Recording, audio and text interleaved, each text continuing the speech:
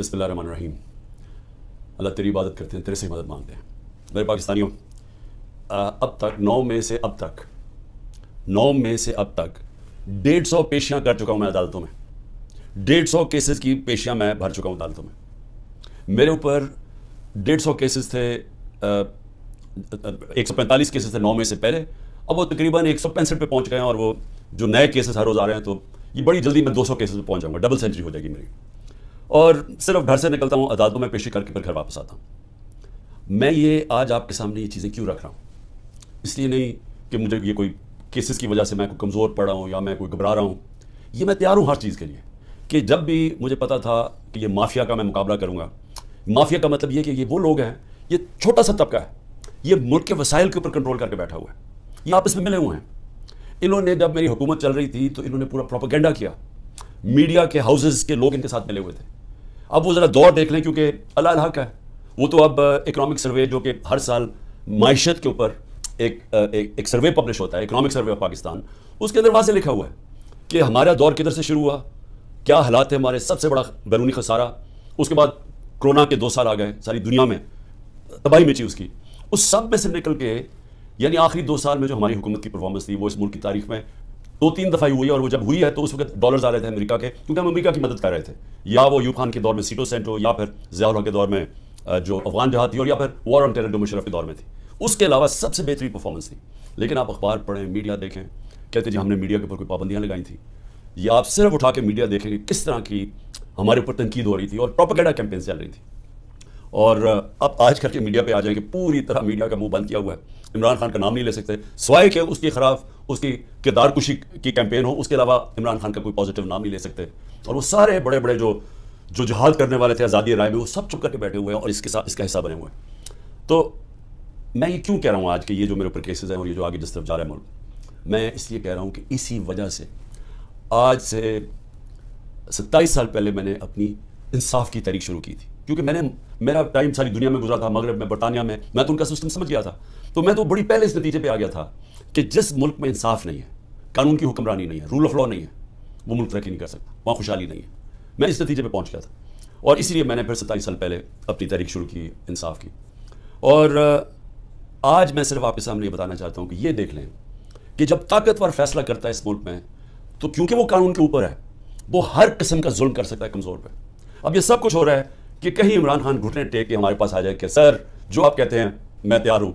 बस इसके लिए हर किस्म का हरबा इस्तेमाल किया जा रहा है, हर किस्म का, मेरे पे भी नहीं, मेरे ख़ानदान के ऊपर, उनके अलावा जो तहरीक इंसाफ के अंदर लोग हैं जो खड़े हैं आज, उन सब के ऊपर अभी गुजर रही है, उनके घरों के ऊपर। यानी मैं बार बार बता चुका हूँ, मैं कभी नहीं समझता था कि मैं अपने मुल्क में ये हालात देखूंगा कि चले घर तोड़ दिया, बिजनेसेस बंद कर दी, रात के 3 बजे घर में घुसते हैं 30-40 पुलिस वाले और अपने मुंह कवर करके घुसते हैं। ये भी जरा सोचे कि कई शलवार कमीज यानी आम कपड़ों में आते हैं, पुलिस की वर्दियों में नहीं आते, लेकिन क्लैशनिकोव्स पकड़ के आम घरों में आ जाते हैं। अब बच्चे होते हैं, वो कई बच्चों के ऊपर क्या गुजरती है वो जब देखते हैं। आजम स्वाति के पोतियों के सामने, उसको बीवी के सामने अंदर घुस के रात के 3 बजे उसको मारा, सबके सामने देख रहे हैं उसको मारते हुए, एक 75 साल के आदमी को। और सिर्फ उसकी गलती थी कि ताकतवर बादशाह सलामत के ऊपर एक ट्वीट कर दी कि बाजवा साहब शुक्रिया आपने एनआरओ 2 दिया इन चोरों को, उसके ऊपर। यानी ये हाल है यहाँ कि सेनेटर को भी नहीं बख्शा, वो आदमी जो अपनी कमाई करके बाहर से पाकिस्तान आता है उसको भी नहीं बख्शा, ये भी नहीं देखा कि उसकी बीवी थी, उसके पोते थे, उनको भी नहीं देखा, सबके सामने मारना शुरू कर दिया और फिर जाके नंगा करके टॉर्चर किया। ये सिर्फ एक ताकतवर दहशत फैला रहा है। और वही ताकतवर जब वहाँ जाता है कि यूरोप के अंदर, तो वहाँ जब उसको कुछ कहता है तो चुप करके ऐसे करके मासूमों की तरह बैठ जाता है। यहाँ क्योंकि ताकत की हुक्मरानी है तो ये जो मर्जी चाहे कर सकते हैं।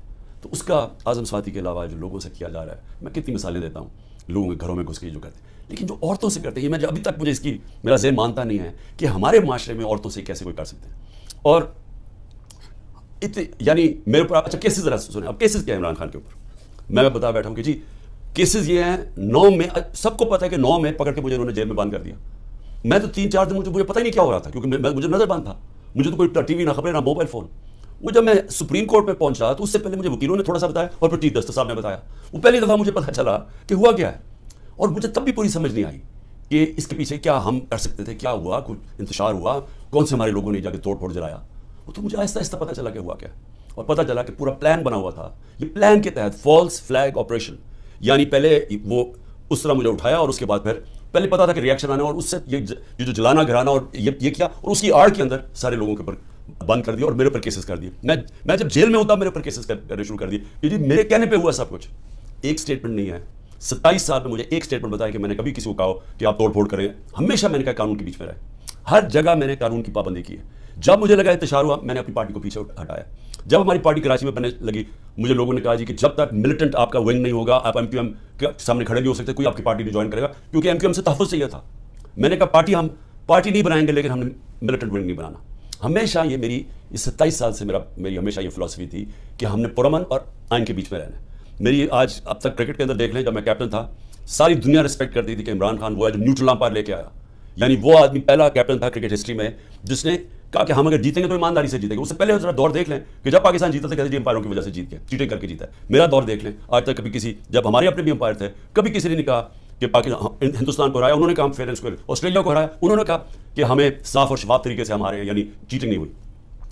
تو میں یہ جو کہہ رہا ہوں کہ کیسز میرے اوپر آپ ذرا سنیں کیا کیسز ہیں کہ جی میرے دہشت گردی، ایک کوئی مظاہرہ ہوتا ہے الیکشن کمیشن کے باہر، میں گھر میں بیٹھا ہوں میرے اوپر دہشت گردی کا پرچہ ہو گیا. اسی طرح میں جب جیل میں ہوں مجھے کیا پتا تھا کیا ہو رہا ہے، وہ میرے اوپر دہشت گردی کے پرچہ ہو گئے. میری یہ جو کیس ہے میرے اوپر القادر کا، یہ کیس کیا ہے؟ کیس یہ ہے کہ کیبنٹ ایک فیصلہ کرتی ہے اور وہ یہ کہتے ہیں کہ جو مجھے ذاتی فائدہ ہوا، ذاتی فائدہ کیا ہوا؟ القادر یونیورسٹی تو 7 دن پہلے شروع ہو گیا تھا کام اس پہ، وہ تو مکمل بھی پہلے ہو گئی تھی. تو مجھے کیسے اس کیبنٹ فیصلے سے فائدہ ہوا ہے اور القادر یونیورسٹی سے مجھے کیسے فائدہ ہوا ذاتی طور پہ؟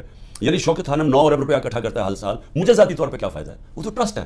اور اسی طرح کبھی کسی نے یہ نہیں پوچھا کہ جو انگلینڈ کے اندر جو این سی اے کی ڈیل تھی ملک ریاض، جو 190 ملین پاؤنڈ آیا تھا یہاں ملک ریاض کا، اسی نے نہیں پوچھا کہ اس کے اندر سے 18 ارب تو اس نے دیا تھا حسن نواز کو اس کا گھر خریدنے کے لیے. 18 ارب روپے کا گھر خریدا ہے 1 ہائیڈ پارک لنڈن کے اندر. پوچھا کسی نے کہ اس کے پاس پیسہ کدھر سے آیا؟ کبھی کسی نے پوچھا ہے کہ یہ جو ان کے 4 مہنگے میفر میں اپارٹمنٹ ہیں جو جس کا انکشاف پینما کے جو دنیا میں انکشاف ہوا تھا، انٹرنیشنل انکشاف پینما کا، کبھی پوچھا ہے آج تک ان کے پاس پیسہ کدھر سے ہے؟ کبھی کہتے جی قطری خط دے دیا کہ وہ قطری کے شہزادے کے باپ نے اور ان کے میاں نواز شریف کے باپ نے کوئی فیصلہ کیا تو دونوں مار گئے تو پتہ نہیں کہ پیسہ کدھر سے آیا. پھر کبھی وہ کلیوری فونٹ آ گئی، ایک فراڈ کانٹریکٹ دکھا دیا، وہ اس فونٹ کے اندر لکھا ہوا جو اس وقت ایجاد ہی نہیں ہوئی تھی، وہ اس سے اگلے سال آئی تھی، وہ جھوٹ پکڑا گیا مریم نواز کا، وہ کوئی اس کے اوپر کیس نہیں ہے.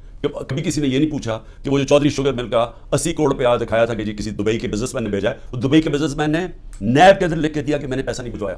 تو یہ سارا منی لانڈرنگ کوئی انہیں پوچھتا نہیں ہے. میرے اوپر ڈالا ہوا ہے توشہ خانہ کا. توشہ خانہ میں ذرا پہلے یہ تو پوچھیں کہ آصف زرداری نے 3 گاڑیاں لی توشہ خانہ سے، نواز شریف نے ایک، مریم نواز نے ایک، جو کہ توشہ خانہ میں نے ڈکلیئر کی. گاڑی لینا غیر قانونی چیز ہے، گاڑی نہیں نکال سکتے آپ، کوئی پوچھ نہیں رہا ان کو. آصف زرداری کے اوپر وہ جو فیک اکاؤنٹ کیسز تھے، اربوں روپے کا پیسہ جو شروع کیا تھا طریقہ نواز شریف نے ہدایبہ پیپر مل میں کہ یہاں سے چوری کر کے پیسہ ہونڈی والی سے باہر بھیجو، ادھر سے ریمیٹنسز دکھا کے پاکستان لے آؤ، وہی پیسہ بلیک کا پیسہ وائٹ کر لو. خود ہی قانون بنایا کہ جو باہر سے ریمیٹنس ہے کوئی سوال نہیں پوچھ سکتا.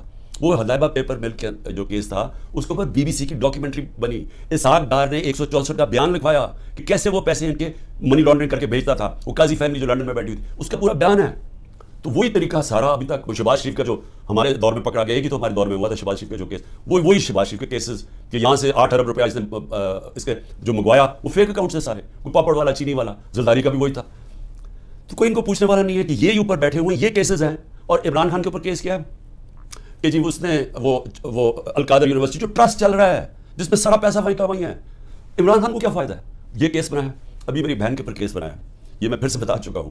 کہتے جی 6 ارب روپے کی زمین خریدی جب عمران خان پرائم منسٹر تھا، وہ چیک سے زمین خرید وہ پیسے دیے ہیں. وہ 6 کروڑ کی زمین تھی، 45 لاکھ روپے اس کے اوپر ٹیکس دیا ہوا ہے، وہ سارے چیکس ہیں. اور کب خریدی؟ جب عمران خان پرائم منسٹر نہیں تھا، جب حمزہ شریف چیف منسٹر تھا اور جب یہ شہباز شریف پرائم منسٹر تھا، یہ تب زمین سارا چیکس کے اوپر ہے. اس طرح کے کیسز بنائے ہوئے ہیں. اب کیسز نئے بنتے جا رہے ہیں کہ جی جس نے بھی کوئی کچھ کیا وہ کہتے ہیں جی کہ عمران خان کا بھی نام ڈال دو تو ہر روز کوئی نیا کیس آ جاتا ہے.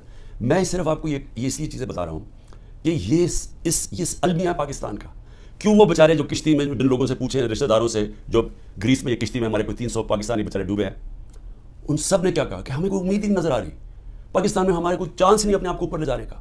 یعنی وہ لوگ اس ملک سے امید چھوڑ کے بیچارے یہ نکل رہے ہیں، پیسے دیتے ہیں، قرضے اکٹھے کر کے نکلتے ہیں یہاں سے. یہ وہ لوگ ہیں کیونکہ یہاں جو طاقتور ہے وہ جو مرضی کر لیں اس کو یہاں کا پاکستان کا انصاف کا نظام نہیں پکڑتا. اور یہ ہمارے سامنے بیٹھے سارے دن دناتے ہوئے 30 سال سے جو ایک دوسرے کو چور کہہ رہے تھے آج سارے اوپر بیٹھے ہوئے ہیں. کوئی ان کے اوپر کیسز نہیں ہے، ختم ہو رہے ہیں ان کے کیسز. کیس کس کے اوپر کر رہے ہیں؟ ان لوگوں کے اوپر جن کی پوری کوشش تھی کہ اس ملک میں قانون کی بالادستی لے کے آئیں. یہ جو لوگوں کے اوپر ظلم کیا جا رہا ہے, جو جیلوں میں بھرے ہوئے ہیں, جو ہمارے کارکن ہیں اس گرمی کے اندر چھوٹے چھوٹے کمروں میں, کھانا باہر سے لے جانے نہیں دیتے, ان کو اس طرح کر رہے ہیں جیسے کہ کوئی دشمن ملک کے لوگ ہیں, اپنے لوگ ہی نہیں ہیں بلکہ دشمن ملک کے لوگوں سے یہ بھی نہیں کرنا چاہیے. تو یہ سارا کچھ ثابت یہ کرتا ہے پاکستان میں کہ جب تک ہم اس ملک کے اندر اپنا انصاف کا نظام نہیں ٹھیک کرتے, جب تک طاقتور اسی طرح ظلم کرتا رہے گا کمزور پہ, اسی طرح ہمارے غریب لوگ یہاں سے ملک سے کوشش کریں گے یہ کشتیوں میں باہر جانا, کیونکہ یہاں روزگار ملنا نہیں ہے. جب تک ہم انصاف کا نظام نہیں ٹھیک کرتے, یہاں سرمایہ کاری نہیں ہونے لگی, سرمایہ کاری نہیں ہوگی, نوکریاں نہیں ملیں گی, اور نوکریاں جب نہیں ملیں گی تو یہی حالات ہوں گے, غربت بڑھتی جائے گی, بے روزگاری بڑھتی جائے گی, جو بڑھ رہی ہے پاکستان میں. اور جو طاقتور ہے وہ اپنا پیسہ باہر رکھے گا. یہ ساروں کا, یہ جو میں نے نام آپ کو بتائے ہیں بڑے بڑے خاندانوں کے, سب کا پیسہ باہر پڑا ہے. ان کو کوئی فرق نہیں پڑا کہ روپیہ گرتا ہے, مہنگائی ہوتی ہے, ان کو فرق نہیں پڑتا, ڈالرز میں پیسے پڑے ہوئے ہیں ملک سے باہر. تو میں آج اپنے پاکستانیوں کو جو آپ کو پیغام دینا چاہتا ہوں وہ یہ کہ دیکھیں, یہ جو اس وقت ہم جدھر کھڑے ہیں یہ اصل میں ہے ہمارے مستقبل کی جنگ, یہ ہماری حقیقی آزادی کی جنگ ہے. میں پھر سے آپ کو بتا دوں کہ حقیقی آزادی انصاف سے آتی ہے, رول آف لاء سے آتی ہے. جب تک ملک پہ انصاف نہیں ہوتا, رول آف لاء نہیں ہوتا, اور اس کا بھی مطلب بتا دوں کہ طاقتور اور کمزور کے لیے ایک قانون جب تک نہیں آتا.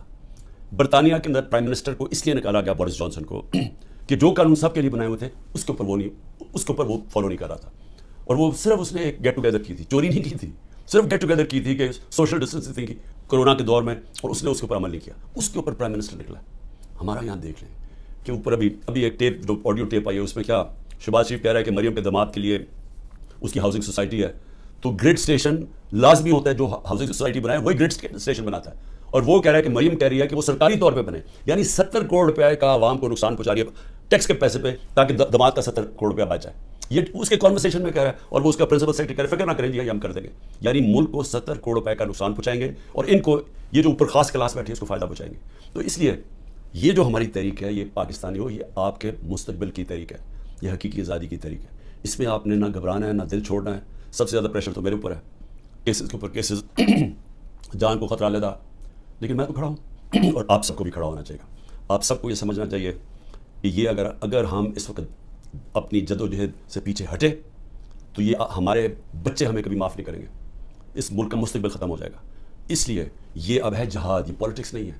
میں سارے پاکستانیوں کو کہہ رہا ہوں کہ یہ جو اوپر قبضہ گروپ بیٹھا ہوا ہے اور یہ ظلم کر کے لوگوں کو ڈرا کے ہمیں غلام بنا رہا ہے, یہ اس جہاد کے اندر آپ نے کسی صورت پیچھے نہیں ہٹنا. میں پھر سے آپ کو کہتا ہوں, پیچھے ہٹ گئے ملک کا مستقبل گیا. وہ جو بڑی خواب تھی پاکستان, جو ہمارے لیڈر قائد اعظم, جنہوں نے, جو کانسٹیٹیوشنلس تھے, جو کہ قانون کی حکمرانی پہ چلنے والے تھے, جو آزادی کی جب وہ بات کرتے تھے تو وہ کوئی کمپرومائز نہیں کرتے تھے آزادی کے اوپر. خوددار انسان تھے.